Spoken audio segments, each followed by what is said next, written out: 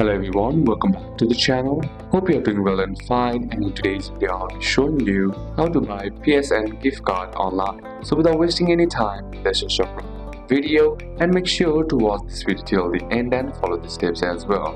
In order to buy a PSN gift card online, first step is to choose a trusted seller. So simply head over and open up your browser, and you can head over to the organization.Com or official online retailers like Amazon, Best Buy, Walmart or local authorized stores and regional digital card sites. For Nepal, check local gaming stores or e-commerce apps like Taraj and make sure the card matches your PSN account region, for example US, UK or Nepal region. The next is to select card value. PSN card comes in fixed amounts like $10, $20, $50 and $100, etc. Pick the value you want to gift or top up.